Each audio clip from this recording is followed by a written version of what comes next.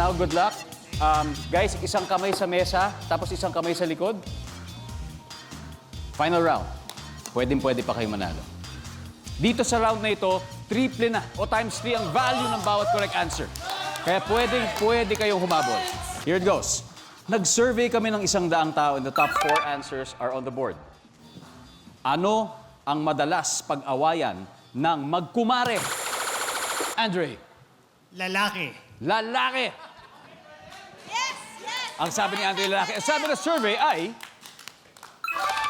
Okay, nandyan. Jordan, pwede pa ito. Anong madalas pag-awayan ng magkumare? Utang. Utang! Sabi ni Jordan, utang. Ang sabi ng survey ay... Mas mataas. Pass or play, Jordan?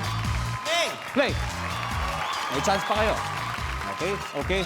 Christian, ano ang madalas pag-awayan ng magkumare? Mana. Mana. Swerte naman nun, may mana yung kumare. Sabi ni Christian, mana. Ang sabi ng survey ay... Joshua, ano ang madalas pag-awayan ng magkumare? Mga anak, mga bata. Mga bata. Mga bata. Away ang bata. Nag-away ang kumare. Ang sabi ng survey ay... Wala! Stand by. Daddy Ebert. Kailangan niyo pong makuha to. Ano ang madalas pag-awayan ng magkumare? Yung dumi sa kapitbahay na... Yung dumi sa kapitbahay. Tinapon sa kabila. Pwede. For the win. Ang sabi ni Daddy Ebert, yung dumi sa kapitbahay. Ang sabi naman ng survey ay...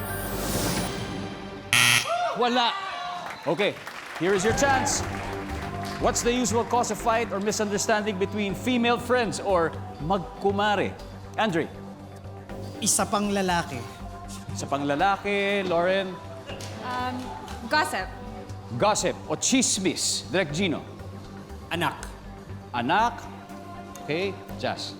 Final answer Final count. is chismis. Chismis. Okay. Pag nakuha nyo to, may chance. Okay, may chance. So, titignan natin. Ang sabi ng Team Crown Artist Management ay chismis. Ano naman ang sabi ng survey? It's the top answer. From behind. Ano ba ang hindi nahulaan? Number 4, please. Inggit. Hindi dapat nawawala ng pag-asa yung mga hindi nakakakuha ng rounds 1, 2, or 3. Bautista family, congratulations dahil mag-uuwi pa rin kayo ng 50,000 pesos.